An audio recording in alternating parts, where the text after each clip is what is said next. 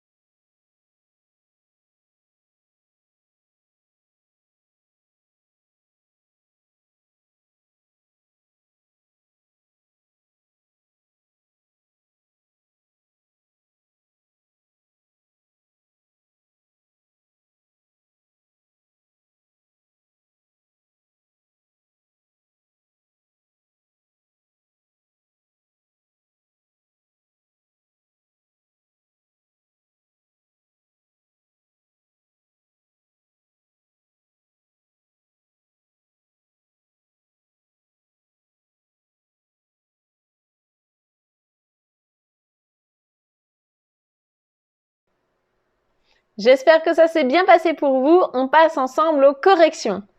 Donc le premier texte. Nous avions ici Watashi wa kyou tomodachi to kaimono ni ikimashita. Donc c'est vraiment important de bien comprendre chaque phrase. On va les décortiquer. Aujourd'hui, ou je, avec des amis, un ou des amis, je suis allée en course. Je suis allée faire du shopping.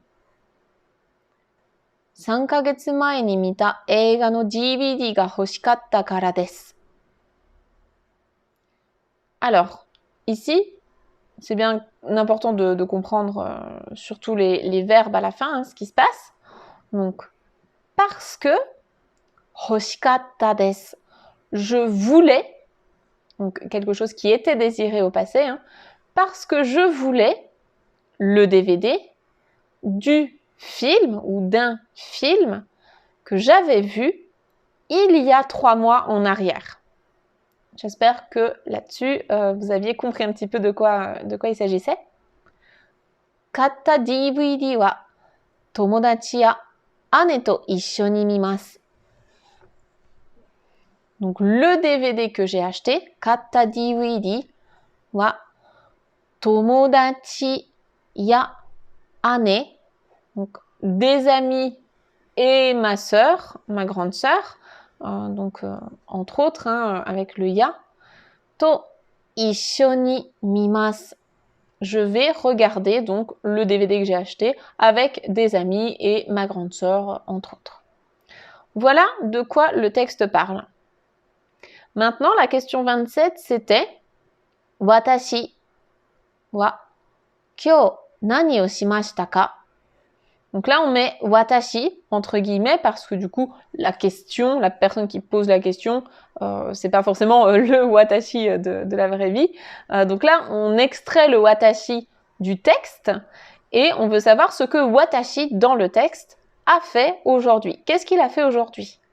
Donc, ce qui piège parfois avec cet exercice, hein, ces exercices de compréhension de texte, c'est que parfois le texte nous paraît très simple et les questions sont un peu tordues. Parfois, c'est l'inverse. Les questions sont très simples, mais on comprend pas trop le texte. L'idéal, c'est quand même de comprendre bien les deux, mais c'est pas toujours le cas. Donc, j'espère que pour vous, ça a été. On va regarder les 4 propositions. Donc, il faut retrouver laquelle colle au texte. La une, c'est Tomodachi to eiga o mini ikimashita. Donc là, je vous conseille vraiment d'y aller tout de suite par élimination. Si vous sentez que c'est pas celle-là, hop, vous la dégagez. Donc là, la première, on nous dit donc, watashi, je suis allée voir un film avec des amis. Donc, c'est pas ça. Il n'est pas allé voir un film. Il est allé acheter un DVD. Donc, ça, c'est faux. Tomodachi to DVD o kai ni ikimashita. Je suis allée acheter un DVD avec des amis. Ça colle plutôt bien. On la met de côté. Ane to eiga o mini ikimashita. Je suis allée voir un film avec ma grande sœur. Donc, c'est faux. C'est pas ce qu'il a fait aujourd'hui. Ane to DVD o kai ni ikimashita. Je suis allée acheter un DVD avec ma grande sœur. C'est également faux. Ce n'est pas ce qu'il a fait. Puisque je vous rappelle, hein, tout est dans la réponse, en fait, elle est dans la première question, dans la première phrase. C'est vraiment, donc, kyo, tomodachi to kaimono ni ikimashita. Aujourd'hui, avec des amis, aller faire des courses. Et après, il nous explique qu'il a acheté un DVD. Donc, la bonne réponse, c'était bien la 2. Donc, si vous avez une bonne réponse et que vous voulez vous faire vraiment le vrai barème du JLPT, ce que vous auriez obtenu comme point, là, vous pouvez noter 4 points si vous avez eu juste. Si vous avez eu faux, et bien du coup, ça vous fait 0 sur 4. On passe au deuxième texte. Donc là, c'était un texte avec... donc la bonne réponse, c'était l'une des 4 images. Alors, on va déjà bien lire le texte, qui était « Watashi no heya ni wa teiburu ga hitotsu to isu ga futatsu to hondana ga hitotsu arimasu ». Alors là, c'est pareil, hein, je vous conseille vraiment de procéder phrase par phrase et vous éliminez les propositions au fur et à mesure. Parce que là, on est sur une énumération, une description de lieu avec des compteurs. Donc là, il parle de sa chambre. Dans ma chambre, il y a, donc il énumère, teiburu ga hitotsu, il y a une table. On regarde déjà. Ok, il y a une table dans chaque image, ça c'est ok. Isu ga futatsu, des chaises, il y en a 2. Donc là, c'est pareil. Il y en a 2 sur chaque dessin. Hondana, une étagère à livres, une bibliothèque pour des livres. Ga hitotsu arimasu. Alors là, ça commence à être intéressant parce que du coup, là, on a 2 bibliothèques. On en a 2. Là, on en a une. Là, on en a une. Donc, on peut déjà éliminer la 1 et la 2. On sait que ce n'est pas les bonnes réponses. Parce que nous, on cherche une seule bibliothèque. Donc ça, c'est déjà cool. On a 50% des réponses. Maintenant, il va falloir trouver la différence entre la 3 et la 4. Donc, on continue à lire. Hon ga takusan arimasu kara. Là, normalement, vous avez la bonne réponse. Motto ookii hondana ga hoshii desu. Donc, hon ga takusan arimasu kara. Parce que j'ai beaucoup de livres, parce qu'il y a beaucoup de livres, je voudrais une étagère à livres qui soit plus grande. Donc, Ima no heya wa dore desu ka? Entre les 4, je pense que vous l'avez trouvé. La bonne réponse, c'était la 3. Il y a bien une table, 2 chaises, une seule bibliothèque et plein de livres. Donc, ça correspond bien au texte. C'est la 3. Donc là, c'est pareil. Si vous avez juste, vous pouvez vous noter 4 points. Et si vous n'avez pas trouvé la bonne réponse, eh bien, ce sera 0. Désolé. Mais il y a encore la 3e question. Donc, on va essayer de se rattraper là-dessus. Voilà le 3e texte. Cette fois, c'était une petite lettre, hein, une note. Donc, on va lire le contexte. Le contexte, c'est Mori-san no tsukue no ue ni Yamaguchi-sensei no memo to hon ga arimasu. Donc là, il faut bien comprendre déjà de quoi on parle. Vous avez vraiment le temps de réfléchir et c'est l'endroit où il y a le plus de points à faire dans le JLPT. Donc, c'est important de bien optimiser son temps et bien comprendre. Donc, sur le bureau de Mori-san, il y a un livre et un mémo, donc un post-it, une note de Yamaguchi Sensei. Ok. Donc là, regardez bien, cette note, elle est à destination de Mori-san, ça c'est le destinataire, et donc l'expéditeur, c'est Yamaguchi. C'est le prof qui a écrit le mémo. Et donc, la petite note, elle dit « Kurasu de tsukau hon o Nakagawa sensei ni karimashita. 5ページを25枚コピーしてください。コピーは南さんに渡してください。本は私が明日返しますから、私の机の上に置いてください。」Essayez déjà de bien comprendre ce dont on parle. Donc, ici, qui est-ce qui parle? Est-ce que c'est Mori ou bien est-ce que c'est Yamaguchi? Comme c'est Yamaguchi, et là on nous précise que c'est un prof, hein, Yamaguchi, donc c'est forcément Yamaguchi qui parle. Donc là, le verbe karimashita, emprunter, donc Yamaguchi, j'ai emprunté au professeur Nakagawa le livre ou un livre qu'on utilise en classe. Ici, on a des ordres. On a la forme en te kudasai. Donc, c'est le professeur Yamaguchi qui donne des ordres à Mori-san. Le premier ordre, c'est la page 5. Vous devez la photocopier en 25 exemplaires. Ici, le compteur de Mai, ça fait référence au nombre de feuilles. Vous savez, Mai, c'est le compteur des objets plats et fins. Donc, c'est une feuille.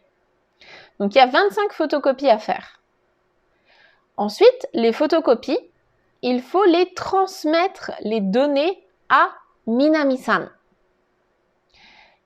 Et le livre, comme je le rends demain, eh bien, déposez-le sur mon bureau. Donc ça, c'est toutes les étapes qu'il va falloir faire, que Mori-san doit faire. En premier, c'est faire 25 photocopies de la page 5. En deuxième, c'est passer les photocopies à Minami-san. Et en troisième, c'est déposer le livre sur le bureau du professeur de Yamaguchi. La question, c'est Mori-san wa copy o shita ato de hon o dou shimasu ka? Donc, Mori-san, après avoir fait les photocopies, que doit-il faire du livre? Qu'est-ce que Mori doit faire du livre? Eh bien, du coup, si vous avez bien suivi, vous savez qu'il doit le déposer sur le bureau de Yamaguchi. Donc, on va regarder s'il y a quelque chose qui colle avec ça. Le premier, c'est kurasu de tsukaimasu, l'utiliser en classe. Donc là, c'est en tout cas pas l'ordre qu'on lui donne. Minami-san ni watashimasu, le transmettre à Minami-san, ben non, c'est les photocopies qu'il doit transmettre, hein, c'est pas le livre. Nakagawa sensei ni kaishimasu, il doit le rendre à Nakagawa sensei. Donc là, c'est faux, hein, parce que c'est pas lui qui doit le faire, c'est pas l'ordre. Et la dernière, Yamaguchi sensei no tsukue no ue ni okimasu, le poser sur le bureau de Yamaguchi sensei. Donc c'est bien ça la bonne réponse, c'est ça l'ordre qui lui est donné dans ce petit mémo. Je pense que c'était peut-être le plus compliqué des 3 textes. J'aimerais beaucoup que vous me disiez du coup si vous avez trouvé les 3 bonnes réponses ou pas. Donc donnez-nous vos scores dans les commentaires, ça permettra de voir un petit peu chacun où vous en êtes. Et puis s'il y a des points que vous n'avez pas compris dans ces exercices, dans ces textes, surtout vous n'hésitez pas à me demander tout ça en commentaire, j'y répondrai. J'essaie vraiment de répondre à tout le monde pour que vous ayez toutes les clés pour réussir votre JLPT et vos études de japonais. Si vous n'êtes pas abonné à la chaîne, je vais vous demander de le faire et d'activer la cloche afin que vous soyez prévenus pour toutes les prochaines vidéos que je sortirai qui pourront vous aider à progresser en japonais. Et si cette vidéo vous a aidé, vous a été utile, merci de mettre un pouce bleu, ça permet de signifier à YouTube que mon travail vous plaît et vous aide à progresser. Donc ce sera avec grand plaisir que je lirai tous vos commentaires et sur ce je vous dis à très vite pour une prochaine vidéo JLPT. Mata ne, bye bye!